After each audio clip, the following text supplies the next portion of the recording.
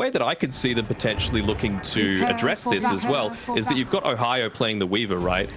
They do have a decent amount of catch, but if you're committing a lot of catch to be able to take out a position 4, then it might make his life, it might make your life on Enigma Galaxy a little bit more difficult. So if he wants to itemize into something like a Maelstrom and then the Aghanim Shard, you can still deal a lot of damage to all those Meepo This is a real freaking embarrassment. I think they just caught vision of the Weaver there, thanks to the Observer Ward and Die, so should have an early awareness of this sentry place. They probably don't want to de-ward it straight away, otherwise that might reveal of the at least early movement from Enigma Galaxy. I say that, Eurocan's kind of getting set up to do so. There you go, the ping's starting to come out, but again, what a game. I mean, first game, we got a Meepo coming through from AlaCrity. How are we feeling about this? Any, what are your predictions heading into this game? Do you feel like SPAWN.496 can go up against AlaCrity's staple in the Meepo, or do Enigma Galaxy have what it takes to win game 1? Oh, it's a rough one. I mean, until that Meepo was picked, I was pretty heavily in the 496 camp, but that certainly throws a wrench into things. Like you mentioned, they needed something that was able to punish the single target focus that they have quite at the moment on 496, and Meepo is definitely a good hero to be able to do that. But you've also got the case that your poof isn't going to be quite as effective as well, just with all of the lockdown that they've got. As long as you just catch out one and continuously focus that one hero, you have a good amount of lockdown potential there. Hell, even just with the silence on the Queen of Pain as well, with the Aghanim Shard. How is this lane going to go here for AlaCrity versus the QOP? Because being a ranged melee matchup, it can always be a little bit rough, and Queen of Pain is, you know, one of the best heroes, at least being able to dominate a lane like this one. So you feel like AlaCrity might struggle a little bit? Could this be a weakness for the Meepo that they can penalize? Potentially. I mean, the thing is, if you're having a rough time in the lane with a Meepo, you always have the luxury with that poof to be able to go back to the jungle and be able to, you know, catch up in farm in that way. And that's how you emerge on the map with just so much more levels, kind of like a TA does. But they've done a good job in making sure that that camp is blocked up. So that's not going to be the case for AlaCrity. But if he's... actually, no, they went and de-watered it. So good preemptive movement coming through there by Enigma Galaxy to make sure AlaCrity does have that way to ensure he's getting his farm when he's bullied out of the lane a little bit. They did block up the hard camp though around the triangle, so Radiant, they've come into this with a game plan of looking to really shut down AlaCrity's Meepo, and it does kind of feel like though Enigma Galaxy maybe don't have the best supports to get as many stacks up at one time. Like, it's nothing like a Grim or a Coddle that can, you know, chuck an ability out from far and stack camps multiple times. It is a little bit different.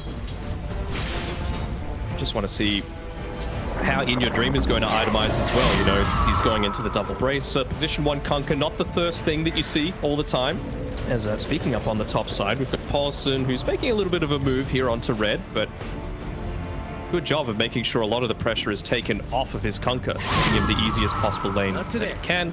AlaCrity just trying to get his own stacks up. Ohio a little bit slow with the rotation through, so going to deny, not going to secure that water rune. Unfortunately, it was the Vul Assassin that had hit him beforehand, so he got a lot less health back than he would have liked from that water rune. We've always been a really big fan of Mizu on the 3. Yeah, Polison falling pretty low here. Seg red with one more right click from the Grim Show.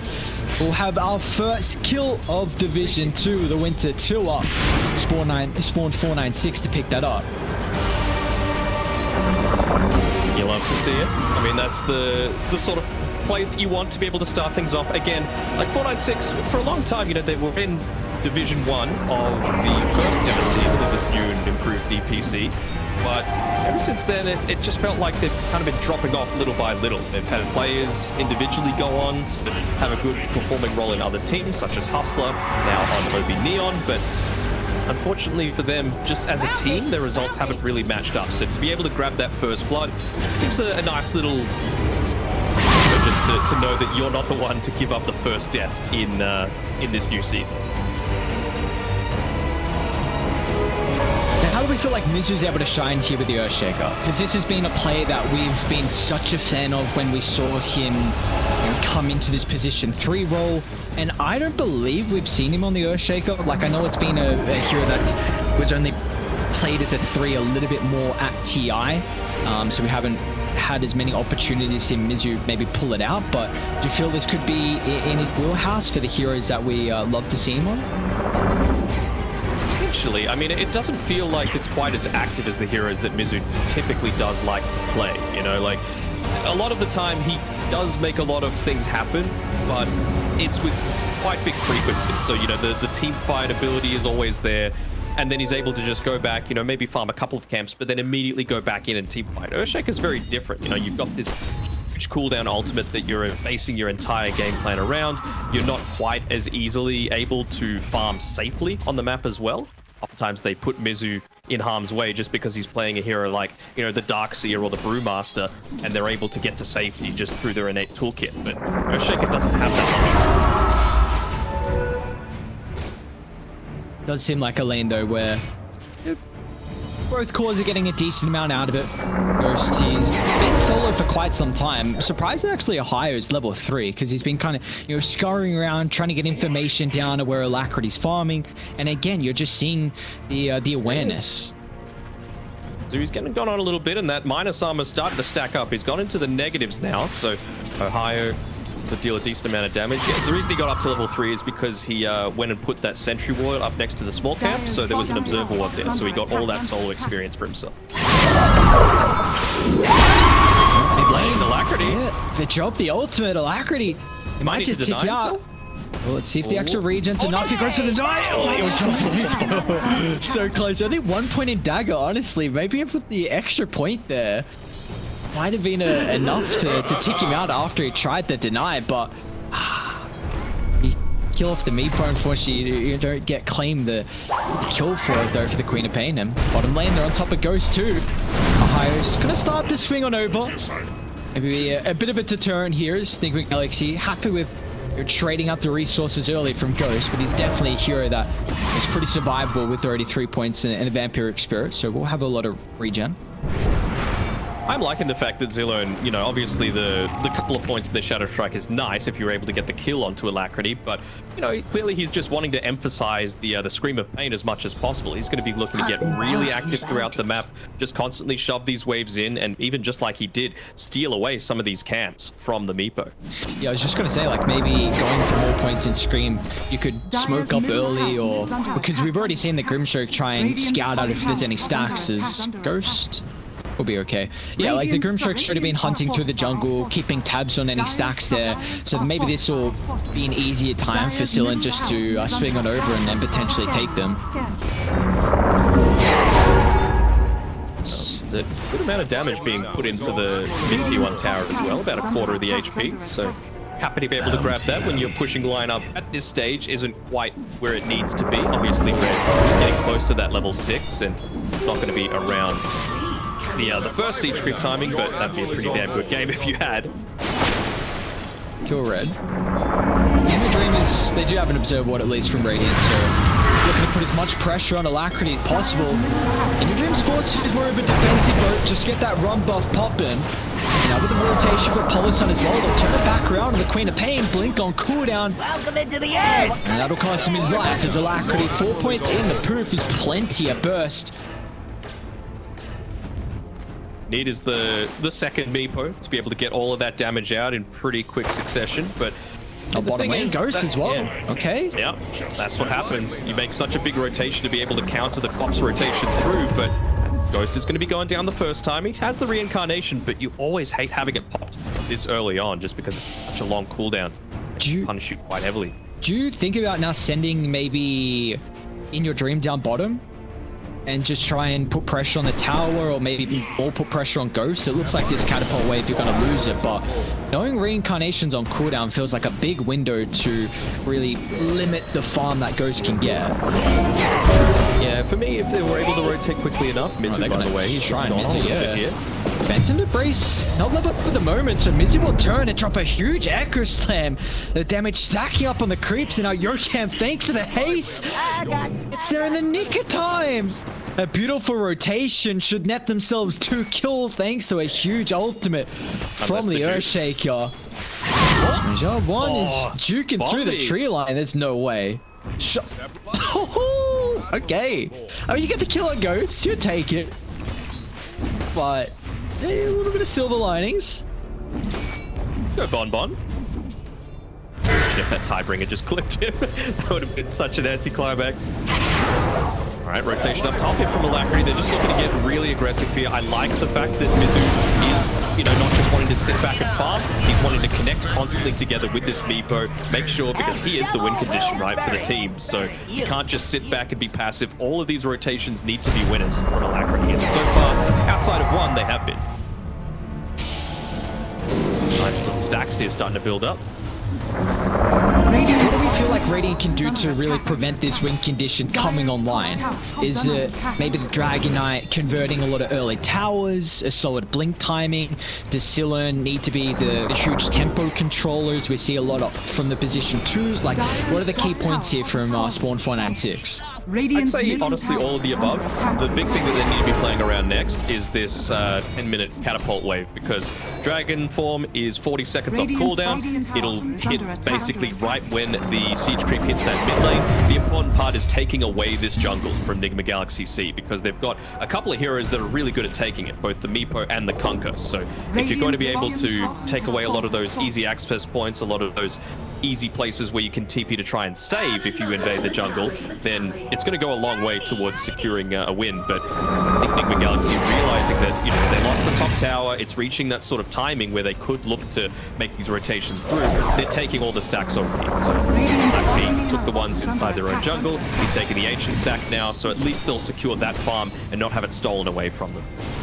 For Dire, we might see a little bit of difficulty with how they can start fights pre-Mizu Blink. It's going to be very reliant on Radiant overcommitting into like an X or Fissure, or even Meepo somehow getting in range for the ensnare. But you know, until you've got hookshot, of course, but if that's on cooldown and you're putting a lot of dependency anyway on a support to have perfect positioning as Mizu. Don't run up that high ground, my friend. He's going to do just that. Sillern will even rotate over just to secure the extra damage. Mizu bursts it down. Benito Dream's looking to get involved as well. Another defensive boat. Is it going to be enough to keep Paulison alive? So it looks like it'll be a 2-for-1 trade. Yorkam looking to get involved as well. They'll make it work for it once again. Tidebringer off the creep. He'll go for it and he'll get it. Beautifully done in your Dream. Like we said, a 2-for-1 though, but the big kills aren't there on the Meepo. AlaCrity's continuing to free farm. He is, and this Elder Dragon form wasn't used at all to take this mid tower. That's the other downside. So yes, you can get rid of Mizu, that's great, but he's able to just respawn quite quickly and go straight on back to farming, although it'd be a little bit more troublesome if he does get dived. I think he feels quite safe playing next to that tier 2 tower at the moment, but yeah, they've missed that timing around that siege creep wave, and you know, like you mentioned before, AlaCrity was able to take another set of ancients. I believe it was stacked once as well, so his farm is just going to continue to rise. Apollo is actually going to hookshot in. It's got the backup damage thanks to the Mortimer Kisses. They feel content with getting rid of the reincarnation. Now on cooldown for 200 seconds. There was a smoke though. Maybe Paulson, did he place any observer wards for that? No, so I guess reincarnation for it. Maybe they'll look to smoke shortly once Mizu gets blinked, but that should still take some time, and by then I think reincarnation will be back up. Right, so a bit of a look at what might next be on the agenda. We've got a couple of armlets picked up, one on 496's side and one for In Your Dream. He's also got the double damage available, so he's dealing a good amount of damage right now. Got the level 10 as well, so that plus 30 damage coming from talent. If they wanted to make any kind of rotations, they absolutely could. Maybe just wanting to wait for AlaCrity to pick up that Blink Dagger, because him and Mizu, they're getting closer to it. And yeah, just have a look at how they are prioritizing Mizu's farm. Like I mentioned before, they've got good heroes to be able to take jungle camps, but the Earthshaker is not one of them just yet. Not quite as efficient. So just putting him in the safest spot on the map, in that Radiant dead lane, giving him a lot of farm towards that Blink Dagger. He has to make sure he doesn't overstay his welcome, though. So how worried would you be right now that SPAWN.496 aren't really contesting AlaCrity's farm? Like, are they going to match maybe once the Meepo tails off as the game goes later and later? I feel like, I mean, the Meepo does tail off, sure, but I feel like you don't have an insane scaling lineup either, right? It's not this dual farming core. A Queen of Pain, even though Zillern's had a pretty good early game, kind of with the way that QOP is now, if you're not having a good early game, you've done something wrong, right? Like, you've got so much more sustain for the laning stage. And while it's good that a lot of your stuff does pierce through the BKB, you always got that blink for the inbuilt movement, it just doesn't feel like they're getting enough out of the map just yet. And the only reason that they're able to, you know, sit back and farm like this is because, again, there's that safety net of the tier 1 tower that if you were looking to dive inside the triangle, you have a lot of abilities that are really good in such close quarters. You know, the Mortimer's Kisses, the Echo Slam, the boat. You don't want to be walking up into darkness, and by the Dire team having their tower there, it's so rough. Coming down, looking for the blink reel. A little bit far out here, but it definitely feels go time for Dire. Like, blink just picked up on AlaCrity and Mizu. Where do we want to aim for next? Is this maybe a smoke behind a hero pushing tier 1 mid that they can potentially bait? Do you think about maybe getting some wards down bottom and targeting your forces there? Well, it looks like they are going to smoke up and go for a bit of a rotation, trying to maybe find Ghost on his Wraith King. He's actually looking to farm on the Dire side of the map. They probably aren't going to be looking there. They'll just see the camps that have been farmed so far. Maybe they'll guess up top, but they'll also just look to wait, try and bait this out a little bit here because it is approaching that 15-minute mark as well. Should have seen, yeah, they immediately drew. They saw the direction that that rocket flare came from, so immediately there was the drawing on the map just saying, look, they're smoked here, and they should be able to set up to try and defend this, but they don't have the strongest time to be able to do this. You know, they know if they're going for a smoke, it's because they've hit some kind of item timing. So, like the fact that 496 aren't really looking to contest this all that much. They might try and make a bit of a play towards the bot side. Until the Dragon and the Blink Dagger is up as well on red, but being a little bit too passive for mine. It definitely feels like Radiant's way to initiate fights and take team fights in general is a bit of a concern. Like, Dire have an overwhelming amount of stuns and big team fight ultimates as well, where it might be really difficult for SPAWN.496 to contest that once we head to the mid game, because Enigma Galaxy, they're ready to rock and roll. They've hit their items, and you see how they're posturing. Polison, he's just gonna pop the smoke.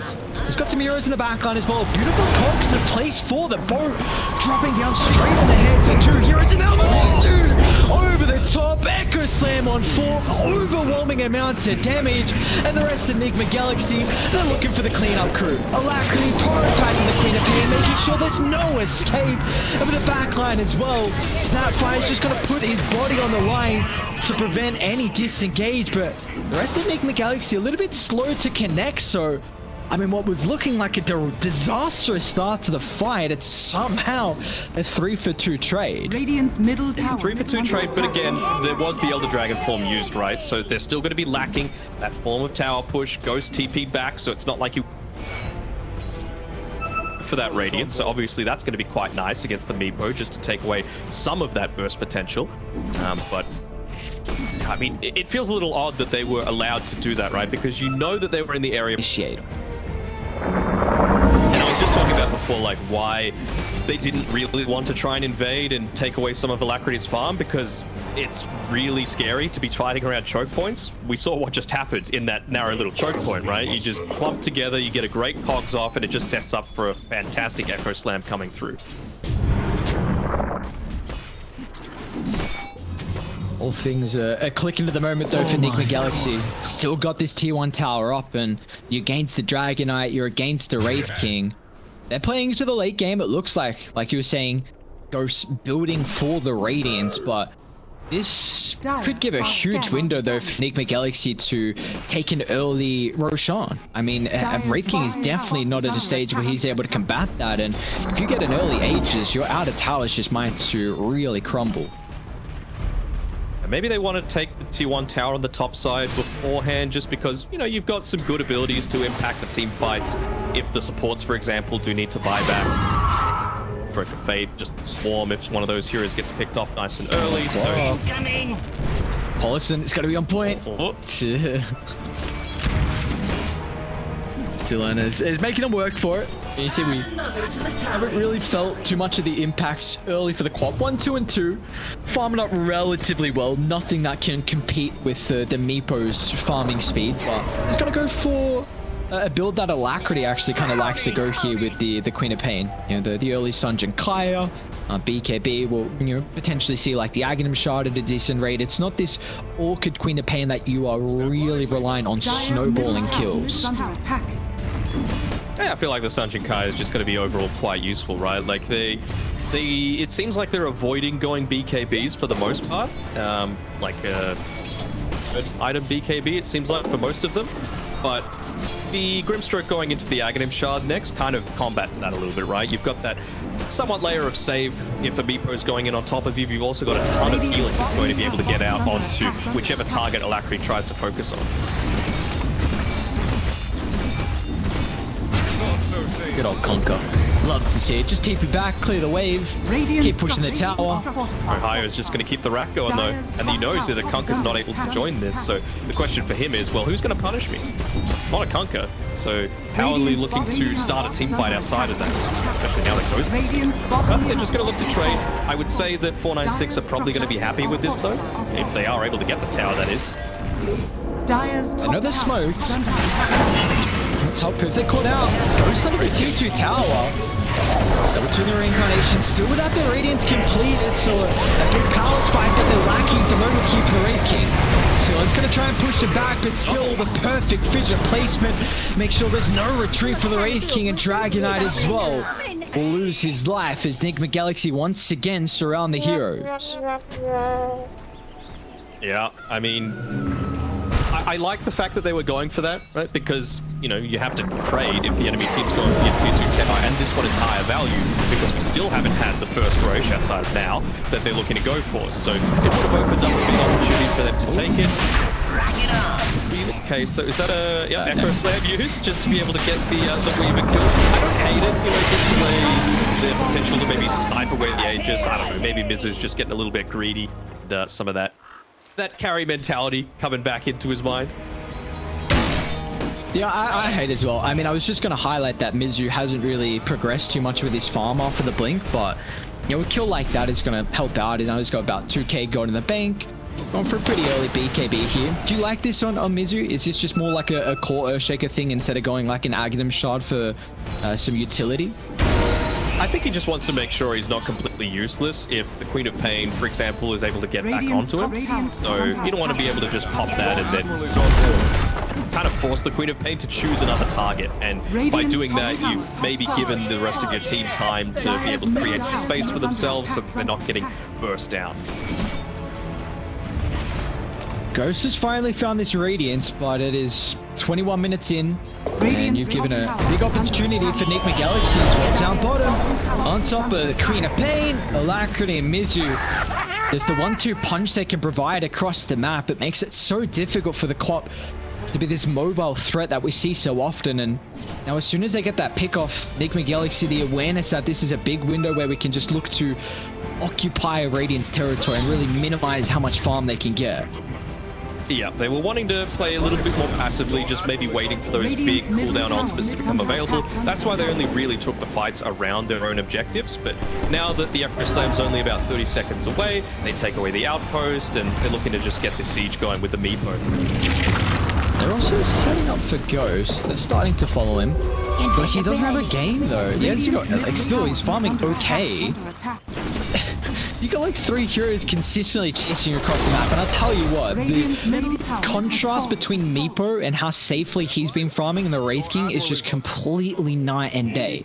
Like, Radiant have put almost no pressure on AlaCrity, where it's been the opposite for Wraith King's game. And the thing is with the Wraith King as well, just because of how relatively mobile they are with their heroes and the good catch that they've got on Enigma Galaxy, all it really takes is Polison on his clockwork to move up towards the top side, and I think that's 3 times now that Ghost has just had to completely abandon the top side of the map, even though that's probably the safest place he can be right now. Jokev, this would be a free kill if they're able to pick it up, but preemptive Fissure coming out there from Mizu just to prevent some of that aggression. I mean, we've seen DK blink for quite some time now, and I didn't even know he had the blink. Like, yeah, I have not seen Redmaker play. This is an issue. Like, we were bringing up that SPAWN.496 are going to need to get really good conversion with the blinks and take early towers to really diminish some of the early farm and just the snowballing that Enigma Galaxy C will get. But this is what happens with the Meepo lineup. You come out ahead, you're a little bit greedy early on, you get first Ages, and now your map control is just this chokehold. It's firm now. blade as well. So any target that gets found is immediately picked off. They want to make sure that they're making their plays like Ghost before these BKBs come up. I mean, he's close to the tower, but Dyer's swinging on over. Mizu sets up once again. They've laid down enough damage to bring down the first line. Now Radiant, they need to react. But Forstaff getting him out of harm's way. So nice reinforcements, but you gotta be cautious. AlaCrity, that's a peculiar angle into the fight. From the middle lane, who goes on top of the T3 tower. They'll get rid of the Queen of Pain. You gotta be cautious about the buyback for Mizu again. Drops the echo onto 3. The damage is so much for SPAWN.496 to deal with. They've killed off the first life. They gotta be cautious about how deep you go. You're really inside Radiant's territory. You don't want to throw this lead you have. The ultimate's starting to dwindle. AlaCrity feeling powerful nonetheless, though. It's going to continue to push Radiant back further and further inside the base. And no one on Enigma Galaxy has died. One's dying. They just only had about a minute left on it. A little odd that they didn't opt to try and stay and take that out just because you'd used all of your big ultimates already to try and take them out. So the AoE damage was gone. The Grimstroke wasn't going to be alive for another 20 or so seconds, but they're just going to take the safer route, continue to go back. Again, you've got the lead, you've got the map control, so just try and extend your farm a little bit further. This is the DPC, not the one where you need to be taking any kind of drastic risk. Shiny! Now, though, that Mizu's been able to land that great teamfight ultimate, it's really what he's become more and more known for throughout the Southeast Asian region as this offlane presence. Yeah, it's never too fun recently when you're playing into Mizu's position 3. The amount of times we've seen this man turn a game completely around. We just have to highlight this again, though, right? Like, you picked a Dragon Knight with a Wraith King, 3rd pick in the draft, I believe. And, we've got a pick off here. Maybe on Kind a of higher. fishing. But, like, it's 26 minutes, let's say. You're still not level 12 on red.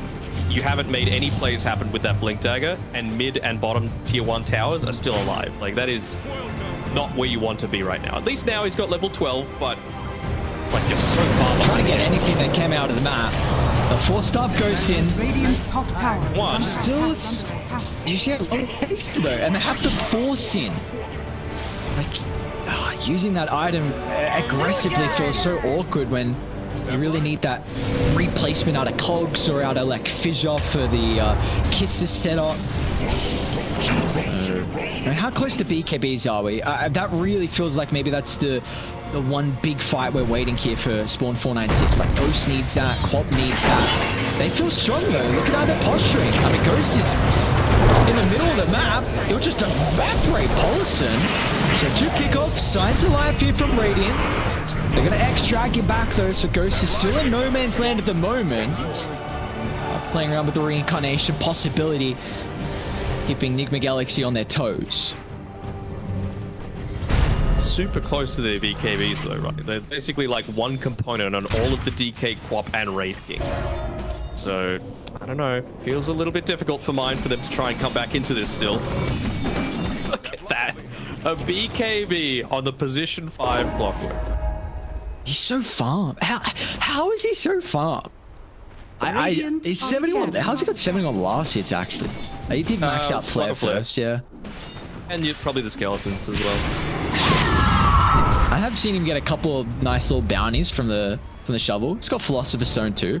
They smoked under the Observer Ward right there in the mid lane, so let's see how 496 are going to look to try and respond to this. Elder Dragon Form's running out. He's using it to try and farm, get close to that DKB. It's kind of just in a baiting position right now. See if he can dangle one of the heroes from Enigma Galaxy to heavily commit. I was actually talking with a few people about this in recent times with the, you mentioned the Clockwork going the Rocket Flare build first. I don't hate it. I feel like it gives you a lot more net worth. It means that you can push out waves that are a little bit more unsafe to farm. And the damage that it racks up over the course of a team fight is pretty damn significant. 12-second cooldown with the talent and 200 damage over an AoE, like 1,000 damage in a team fight is pretty damn significant. Ghost. It's actually just gonna man up right now, run straight to the triangle. We'll pop an early BKB. They're playing very split at the moment, making sure they don't get all cooked up, but guys, exactly, that's early reincarnation. Have to use the defensive BKB. Ghost trying to reset the fight, but now with the BKBs expiring, SPAWN.496 going to have to look to get out of the area. This music can hold them back. Dropping the Actress lane once again. AlaCrity should have plenty of damage to follow up, and already, how can they turn this back around? Meepo about half health still to play with, but the damage is starting to lack without Ghost nearby, so they can turn. Saloon's actually going to jump in, dropping the Sonic Wave. This is a window that they weren't expecting. As Nigma Galaxy C heavily commit at the top side of the map. They'll lose 2 at the moment. Anything more they can get out of it, though? Yeah, Mizu will be found in the tree line. Red, he's lacking the stun, though. Unfortunately, only 3 points Dragon Tail. It doesn't have the lowest duration with that cooldown. It's another good play coming through from the Queen of Pain there, Saloon. Even making sure that he's jumping behind so that Sonic Wave pushes him a little bit further away from the rest of the team, so you might not get that cookie save or things of that nature. So good play. It felt like something that was absolutely necessary to happen, though, because, again, Red, he's had to pop the Elder Dragon form for that, and he wasn't able to get any objectives. So you didn't lose your base. Great.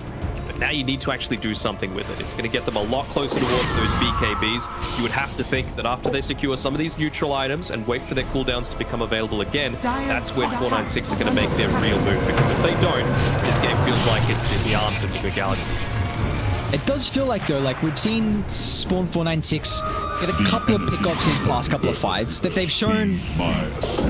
They've shown some prowess to maybe get a kill with the BKB starting to be picked up, and if they go for like a 2-1 trade next fight and maybe only lose Grimstroke or DK even, they could definitely take Roche, and then all of a sudden you might delay this game by an extra 5-6 minutes, and then maybe that could be an extra way for you to go later and later to really have Ghost starting to get more items. But another smoke that was, I believe, under vision, given that they're coming over. Nigma Galaxy see the Queen of Pain once again raiding a little bit split, so Mizu's gonna find the angle, just evaporates the Grimstroke. Mizu, a cheeky solo kill for him. He's got the Arcane Rune in the arsenal, so fishes back up, goes completely trapped into a higher. He's able to reposition him. Roche is up, and with Grimstroke down for 60, this should be pretty free. Grim down for 60, you've got the vision, so they're going to need to make sure that they make a smoke play if they are going to try and contest this. But right now, as soon as Ghost reveals that he's just farming in the lane, you're not all that concerned about any kind of team fight. Queen of Pain has been taking really good fights, but you just can't do it solo. Alright, so is this a new Ag shot? Who it is? Wait, what? The Meepo's Ag shot. Yeah, the fling. It had like the... What is this? It has the Sven Stormhammer animation, or at least it did when I last tested it. Wait, have you seen it in action? You want to give maybe the viewers and me an explanation? Because I did not know. Just read what it says, you know? I feel like that's the best way to do things in Dota. It's just like hurling a version of yourself at another version of yourself. Right. Very cool ability. Interesting. Is there no one else you'd be like, yeah, let's give the shot to them? Like, yeah, I mean, come on, Jetpack. Come on, I know you like the shards on supports. You gotta try and make a case here. All right, bear with me. They bait out the fact that Mizu's Blink Dagger is on cooldown, and then you, divided we stand, throw him into a team fight and use that as your initiation. Wait, can you throw a teammate? You're at the Bling U. Pauses that. What the heck? What is this shot? You have to do it on a target, though. It's not just like on the ground. What's the range? So... Oh, it's alright. 900? Okay, that's honestly not too bad. 900's pretty far. It's honestly mostly used for the save potential, right? Like, one Meepo is getting low, so you throw him out of the team fight, and then, you know, and use your foot to get away with more AlaCrity setting up top, Hex reveal. Oh my god, Meepo's damage. So much for Ghost to deal with. Ohio still doesn't have the arguments as well, so we're BKB TP out, but Polison always trying to find the angle. Ohio did really well there. The body blocks making sure Bookshelf wasn't able to get through. Might end up costing him his own life. Say bye. And it will. They're running straight to Scylla down bot though. They're able to do. The Yokem under the ward. The rest of Radiant also coming over, but Yokem and Co have awareness of this. They have had a really good control of this game in regard to the vision. I mean, Rocket Flare, of course, is an exceptional way to scout out, but when you've always had this much map control, it can just make it that much easier to have these aggressive wards. I honestly would really like to see Die hold a gem. Like, I feel like this is still an item that is completely undervalued, and you've had so much net worth, just continue to choke them out. True. I suppose the only downside to that is you don't really want to give that back to them. You know, when it's a 20k net worth lead, if you're able to put it on, let's say, a Clockwork, who's going to be using the Rocket Flare just to make sure he's scouting those high grounds, it can feel a little bit sucky. That essentially like a 2,000 net worth swing, right? Because you're losing 900 and they're gaining it. Double damage. Ghost once again farming incredibly deep here across the map. I mean, he's got no choice. Like, just look at the dire vision, right? It's completely cutting off any kind of avenues to move forward, even getting the plate mail. So is this just a slow death here for Spawn.496, or what are we waiting for them to maybe look for their next smoke attempt and head outside the base and take a fight? Good question. I mean, for me, again, it's going to be on Zillon as well as Xiaobon. Oh, Mizu, don't do it. Echo dropped. He's got the DD damage, but the chain control's a little bit lacking from Mizu. So QOP's going to go for a BKB TP out. Will be fortunate enough, so go on cooldown. BKB on cooldown, though, which is pretty significant. Just going to brute force up. They got Aegis for another 50 seconds. Radiant's Trying to do some works and some damage on top of the tier 3 tower. Maybe force some rotations back. Still there, no echoes on cooldown, Radiant. Taylor can hold the base. But he still has to keep tabs on his Aegis. The network continuing to stack up for the Meepo, so it looks like he's happy just sacrificing life and getting back out with ease on top of the real Meepo, which, where is he? Okay, he's down the lane. He made sure to send it way back. That was the one that they were X-marking the entire time, just to make sure that if that Aegis did pop, you're not just going to be like lamb to the slaughter. Mizu, even preemptively, was walking well away from that engagement. Bounty. Yeah, again, just taking away all of the vision that they've got. They're going to need to be really unorthodox with some of their ward positioning here, because if you just place it high ground, yes, it does provide you with that feeling of goodness for a little bit, but it's not going to last long. Smoked up. Okay, I'm only one showing the lane at the moment. Radiant have a really good ward around the area, so this is the ideal place to take an engagement. Enigma Galaxy Southeast Asia, I believe they saw the Wraith King smoked under the ward. I didn't see any pings, but it was underneath the Dire Observer.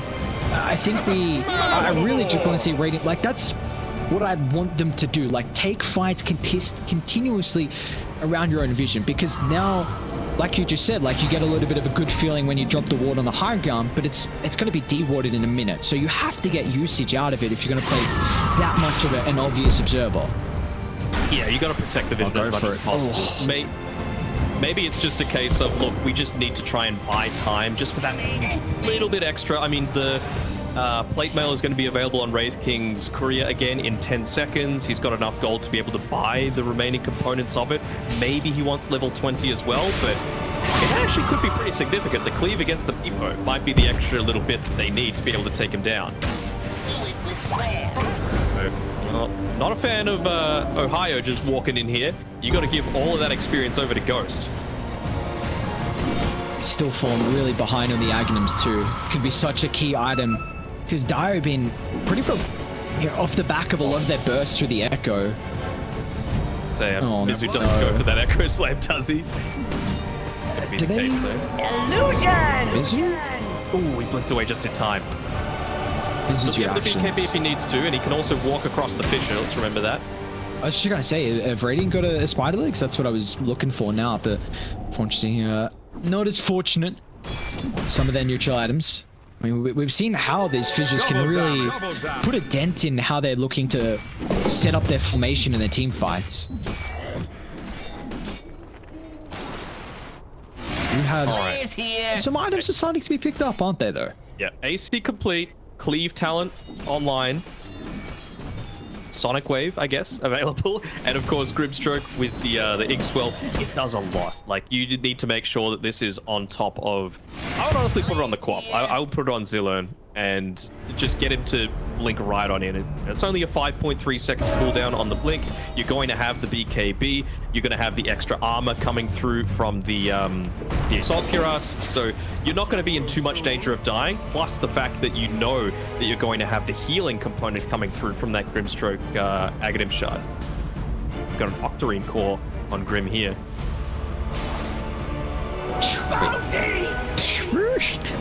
How's he farm the Octarine? That's all he's got. That's how. Yeah, I mean, sure. Alright. Look, Roche, potential for respawning. It's an instant Roche. It's an instant Roche. Definitely see the direction is poofed away. I have some recognition, but Roche is still going to get obliterated. All this minus armor. Oh, no, not again. What do we get? Refresher. Let's give that one over to Mizu. Let's see if Radiant stick around. They might surprise them. They got two really good observer wards around the triangle, but starting fights once again is very difficult. It's only single target initiation, and straight away, scarred it out. I mean, the power of the rocket flare. Welcome. Like, if it does go that late, it's going to get even worse, right? Because Clockwork's going to be level 20. Then you've got that rocket flare through sight, so you know if they've got vision on the high ground. How's he got eyes? How is he so farmed? It's a good hero bit. Oh boy. I really struggle to see how they take fights against Fissure, double cogs, double hook shot. There's just so much BKB piercing control, and also just like you could almost call the like ground placement abilities like effective BKB piercing control as well. Just you can't reposition, like you're stuck in a proximity. Roaming around here on the bottom side of the map with his invis rune, just trying to catch out anyone that might be trying to farm, but Case just brings his clones here to make sure that you're constantly pushing out as well. It's the other bonus as well, right? You've got multiple ways now to take the same path. Setting up on Ghost. Ahio still without the Aghanim's. He's got BKB at the ready. 4-star to pop the policy. Great target prioritization. Gonna look to jump the backline, but Ghost has been unable to pop the BKB, but still they're ripping apart the backline. Two supports going. BKB super defensive. He just hope to get out to safety. But look at the awareness. I mean, just jump the support. Get rid of the Grim, get rid of the Weaver, and that's the best you can do. Mizu even popped the refresher for a double fissure. Don't hate it. I mean, if it's what's going to finally edge you this game, despite the fact that it's been a 90+% win probability for the past 20. You take it. Now level 25 as well on the Meepo. Just wanting to go all in on the survivability. They're not lacking in damage right now. You just saw that Jokane was able to pump out so much with that level 3 of the Morpheus Kisses. How did he kill anyone? 4,200 health on Conker, 3,700 on Meepo, not to mention he's got Ages. Both your both your supports had over 2,200. And you're like, what's going on? They're so tanky. What is this, 4 strength heroes? Yes. 4 strength heroes. Very, very cool, very balanced. I mean, going in for the initial part of the draft, we were thinking that it was going to be 496. That was hard to kill, but if you let the net worth differential get so far in Enigma Galaxy's favor, like they did, then it's always going to make things so much more difficult for yourselves. And, you know, the tier 1 tower is still standing. This should not be the case. Yeah, I mean, that was kind of the big thing we were speaking about earlier, that SPAWN.496 had to put a lot of emphasis on converting these Elder Dragon forms to towers. You have to get into the jungle early and start to infiltrate. And we saw they had that game plan, though. Like, at the very start of the game, they were looking to place as many sentry downs and observers and really position themselves to scout out the stacks, but after that, yeah, we just didn't see any conversion after that. 42,000 net worth, 43 minutes in. I've always been an advocate of, if it's past 20 minutes and the net worth is equal to the number of minutes played, it's probably going to go in favor of that team. 496. They're not wanting to tap out, obviously realizing that every single win even if it's only a 1% chance Where are you running to here? maybe try and wait for that overwhelming blink, but Enigma Galaxy not wanting to give him the again. opportunity. Set up on Ghost. Force some reactions out early. Once again, they jump the backline. Straight on top of the Grimstroke. They've got the buybacks. Let's give it away back into the fight. They're going to push Ghost further outside the base next to the tidal wave. Over the respawn, he's still got the BKB, but he doesn't have any extra assistance at the moment as Ghost is using this defensively to reposition himself. But the rest of Dire, they're committed heavily here. They've lost to Earthshaker along with the Clockwork. The AlaCrity still has the Ages in the arsenal within your dream, standing hand in hand as well. The buyback's coming to fray, but AlaCrity, let's see what he can do with the second round. It's going to jump on forward. They'll push Grimstroke to the western side. But the Meepo is slowly falling, and finally they'll bring down AlaCrity. So 496, like you said, I mean, you're going to make him work for it. We might have a long game here, but every single game matters. They'll take it to the end. It's a lot of buybacks though. 3 buybacks on Weaver, Grimstroke, and the Wraith King. So even though he was able to be part of that kill towards the end onto the Meepo, doesn't actually do anything for his net worth. He's right where he was prior to that fight. So still opened up a little bit of a win condition for Enigma Galaxy, despite the fact that you were finally able to kill AlaCrity. Was starting to come in handy a little bit there. Far away from the overwing blink. Oh, not the gobble up. Okay, I just thought that was just going to do a lot more. It is against a DK. I was just excited, you know, the anticipation of an Aghanim we haven't seen in some time. Will they get the tower? Still going for kills. Surely you just take this tower. Thank you. I tell you what though, probability, it's not 0% anymore. Okay. So Denog, I'm saying there's a chance. Saying there's a chance. All right. I believe you. Is it a 5% chance though? That's a good I feel like question. it's a 2. It's gone up from 1 to 2. You'll take it? It's getting a little bit better, at least in regards to the odds. Meepo definitely slowly losing his timing, but when you're, what, 9k ahead of the enemy's position 1, definitely feels like your timing goes a little bit later, considering you're not neck and neck in net worth. And you've finally been able to get some of these neutral items. You know, they've been available for 9 minutes, and they just finally claimed the last 3. So, they're not the greatest ones overall. The Spell Prism given over to the QOP is nice, and looks like they're going to be taking the Ninja gear on the Grimstroke. Don't hate it. He just needs to make sure that he's not the target of the hookshot in all of these different engagements. The overwhelming blink. There's a blink dagger as well. Or Xiao Bonbon, so he's going to make sure that he's just staying completely in safety, and then looking to join in with that X-Swell onto... I still want it to go onto Zilla, especially now that he's got the Spell Prism. It just provides him with so much extra layers of security. You know, you're going to have the AoE Shadow Strike, you're going to have a Blink on less than a 5-second cooldown, plus the Dispel coming through from the Ink-Swell with the Ag Shard, plus the healing from that, plus all of the all the damage that you're able to output with the Scream of Pain. Like you think. So this could be, who knows, maybe you strand another team fight together. And Ohio, these Aghanims could kind of catch them off guard. Maybe you overcommit on one hero, you're now caught out of position and you're almost caught with your pants down and you don't know how to reset. And running towards AlaCrity, so no. Ow. Always out. Just in time.